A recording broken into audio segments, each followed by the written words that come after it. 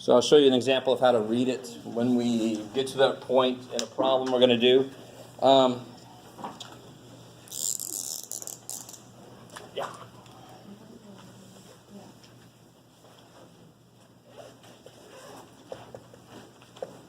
So goodness of fit. That's what we got into a little bit last time. And I tried to introduce the idea of the chi-square distribution. And it's got a lot of similarities with the normal distribution, not in what it looks like, but in how it's used. And the chi-square distribution shows you how, for example, standard deviations are distributed. And by itself, that tells you we need a different picture. Because the normal distribution has to have a standard deviation to tell you how big, how fat, or skinny it is. So if I want to know how standard deviations are distributed, it's going to have its own picture. Maybe. Okay. So this idea, this chi-square, and this square does not mean take a square root. It's part of the symbol. The formula that we're going to use is this guy here.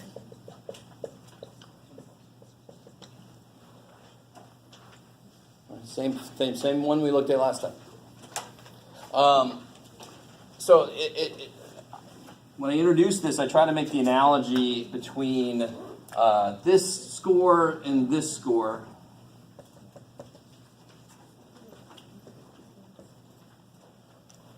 So this is a formula about how to find a z-score. I can use it all the time. Anytime I know these things, I can use it. But when can I use it to get probabilities and so forth is when I know the thing I'm working with is normally distributed. So then this score falls into this picture. Right? And this picture has its own formula for what it looks like. Okay, so there's a lot of different z-score formulas, and they all kind of relate to the same picture in certain situations. If the n is big enough, or if np and nq is big enough, so forth. Okay, so chi-square stuff. Here's one formula that we use. It's the same way that this is one z-score formula. Once I calculate this, it falls on the chi-square distribution. So just like here, if I have a certain region that if it falls there, it tells me something. Chi-squares is actually the same way. It basically is the exact same idea. So with the goodness of fit, how good does a expected distribution. So, for example, we're going to do a problem in a minute with grades. What I expect grades to be distributed as, and then like observed grades, and see how good of a fit my expectation was. Is that cool by itself? How well? So I have an expectation of how grades will be distributed. Such a percentage of A, such a percentage of B, so forth. And then at the end of the semester, I look to see how the grades came out. And then I see how well did my prediction end up fitting what happened? Or how well does what happened fit in with my expectation, either way. So that's why we call it a goodness of fit. If it fit perfectly, then what are the differences between what I expected to happen and what I saw happen? If it's a perfect fit, they'll be the same. So the difference will be 0, right? So what happens then is, here's what a chi-square distribution looks like. All right. For those of you who've been living your life correctly, understand the reference Jabba the Hutt distribution. If you have not seen those movies, what the shit? And I have the same idea. If 0 means that, that's definitely not enough evidence that it doesn't follow the expectation. I mean, if there was a 0 difference, it just followed it perfectly. So I have to get so far away to reject that they are the same. And it feels exactly the same way as the other hypothesis tests. We're not going to do all the steps of the hypothesis test. I'm trying to make this a little more streamlined so you don't go completely insane. But it's the same idea. I'm going to find a chi-square critical. And then I'm going to calculate a chi-square, and I'm going to see where it falls. That's the idea. Is it far enough away from 0? 0 means they match up perfectly. The further I get away from 0, the less perfect the match. There's a point that beyond which you go, well, shit, man, they're not the same, right? You expected 7 and you got 82. What the hell? I think that's kind of far off. That's the idea. Okay, maybe. So let's try a problem. I'm going to set the problem up. We're going to calculate what we can, and then we're going to look at the chart to get the score that we need to compare it to. So we'll see how the chart works. So here's a problem. Here. So let's say that my expectation is that grades will follow this. Expected distribution of grades. I expect it to follow this. Let's see, what is that? 33, 66. Yeah, perfect. I expect it to follow this distribution. This is a reasonable approximation of a normal distribution. So there's the idea of the bell curve is that grades in a class will follow this all the damn time, and if it doesn't, you did something wrong. Of course, that's complete bullshit. But let's say that I expect my grades to follow this. And then I can check to see, well, how far off from expectations did my grades come out? Okay. So this is different from the one we did as an example last time. Last time the expectation was they would be uniformly distributed. It was M&M colors.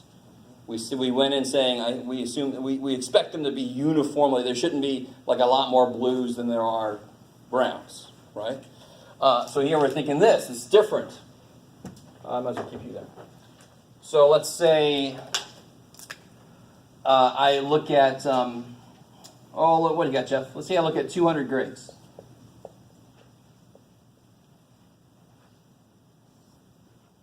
So what is the expected amount for each column there? What's the expected?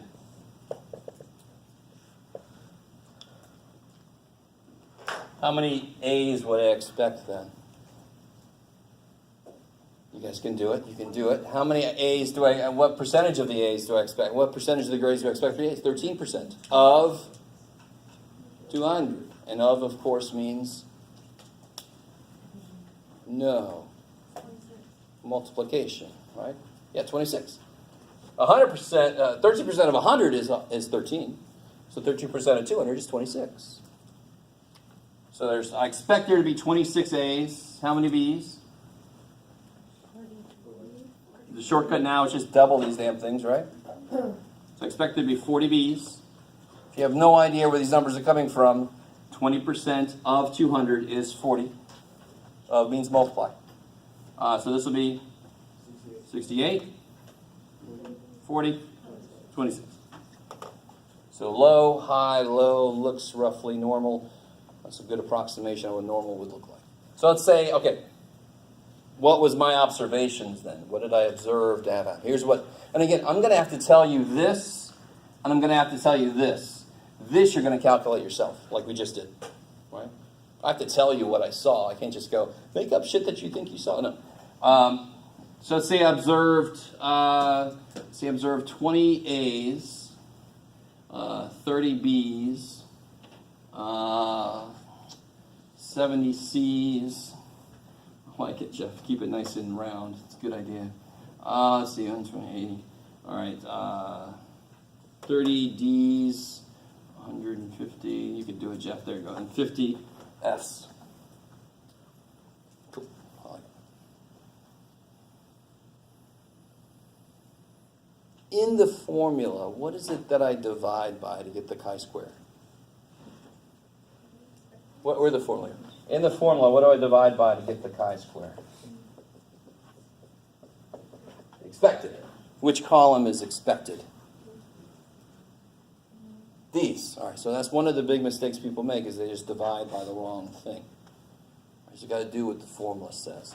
So how do I work this formula? So again, from the very beginning, if you cover the sum symbol, you see what column you've got to make, right? So now from here I can keep going. I can make that column I need. So I need observed minus expected. We can do this. Let's see if we can handle this.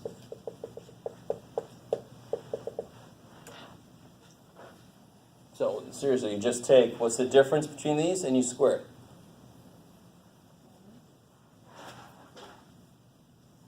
So the difference here is squared, 36. Difference, 10 squared, 100. Difference is 2 squared, 4. 10 squared, 100. 24 squared, 24, right? 24 difference. 24 difference. And what's 24 squared? 576. And then you take each one and divide by the expected. It's kind of a percentage of the expected that the difference represents. It's a relative difference. So now this is going to be a little bit more disgusting. Somebody help me out. What's 36 divided by 26? Rounded to like 3 places. 0.385? 1.35. That makes more sense. I like it. Does everybody see what's happening right now? I'm going to take the observed minus expected squared divided by the expected. Why? Because that's what the formula needs. I need a bunch of those so then I can add them up. So take this divided by this. 100 divided by 40.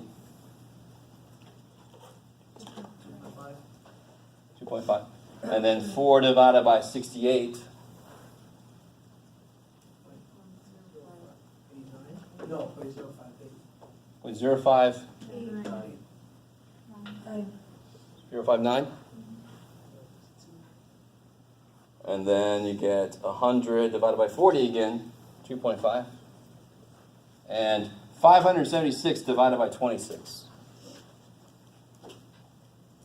22.153. That makes sense. 22.153. Okay. 154? Okay. And now what's the formula require me to do? Add those up. I love it. So again, this makes complete sense. If they were a perfect fit, this would be 0. I have to square them because some of them would be negative, some would be positive. The same way we had to do with standard deviation way back when. And then I divide by the expected to make it a relative difference between them. So now if I add all these up, that's going to be a score that falls on the Jabba the Hutt distribution. And then I can just compare it to a critical chi-square. I haven't told you what alpha is yet. I haven't told you that part yet. But we can get this chi-square. What do you get when you add all these up? 28.598. Sounds about right. 28.598.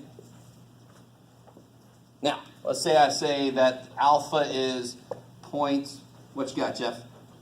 I don't know, Jeff. 0.01. And what's my degrees of freedom? Degrees of freedom? Uh-oh. Yeah, there's 5 categories.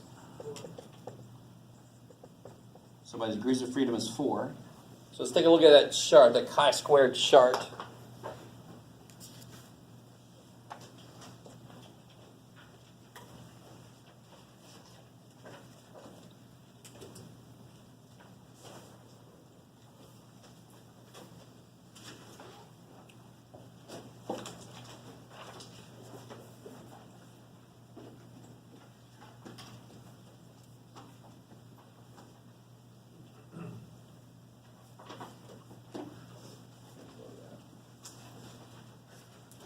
You get a kick out of this, so it's focused.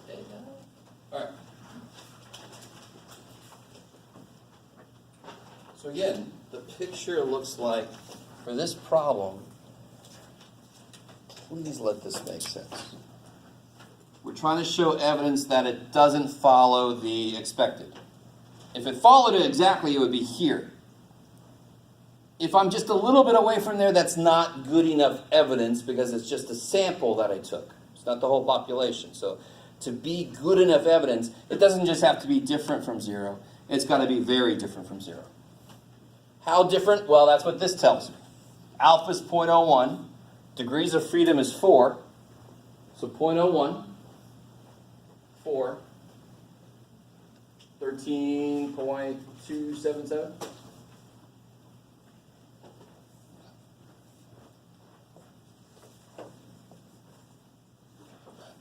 So this is our normal rejection region. That's going to be how different they have to be, how relatively different they have to be in order to show evidence that the whole population of this is different from what I expected.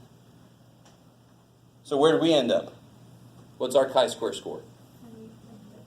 Yeah, this is our chi-square, and I could call it chi-square star, but then it's like, holy shit, there's a lot of stuff going on. But this is just the one we calculated, and it's going to be way the shit in there. Did we make it far enough away? Oh, hell yeah. All right, this is the benchmark. We made it way the hell over here. This meant they were perfect fit. They perfectly followed what I expected. So the fact that I'm beyond this point means what? That's evidence that what? You're not sure. That's evidence that what, say again? You're not sure it's going to follow how you... No, I'm sure to a certain, probability, I'm sure about something. So this being right here means there's no difference. Observed minus suspected was 0. It was a perfect fit. I'm beyond this point. So it's the opposite of that situation. So it's evidence that the grades, the actual grades, did they follow my expectation? Did they follow this? No, they didn't. It's evidence that they didn't follow that distribution. It's not a match. Evidence that expectations were not met.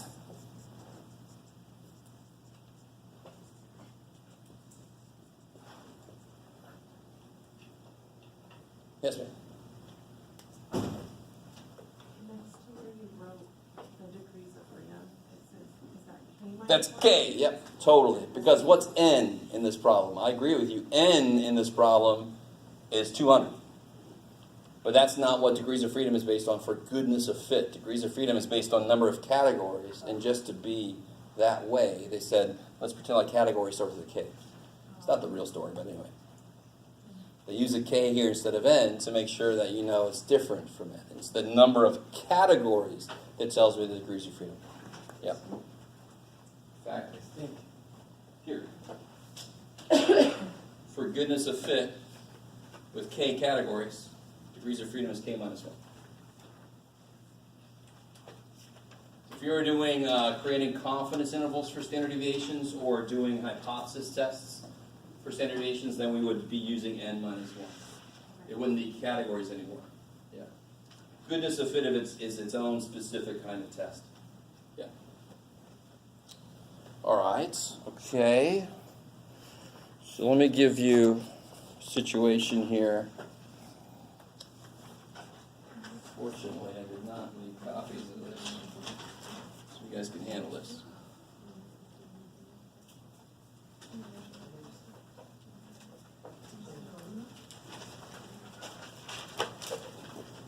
Okay, I want you to do the same thing we just did for this. Just to make sure you guys really see what's recording here. Everybody see with the expectation. The expected values. Right?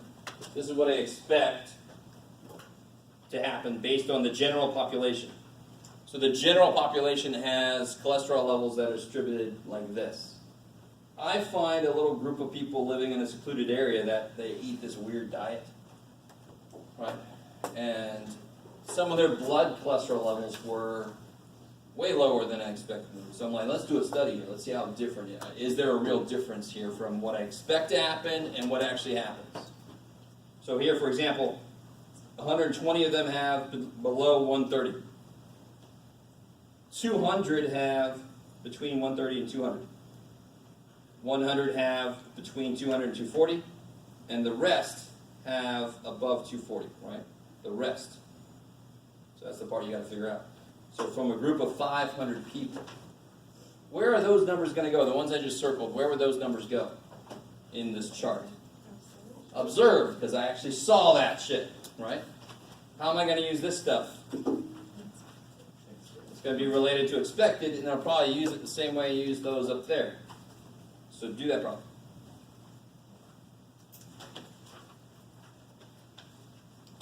You just point out, see this 0.01? level of subdivisions.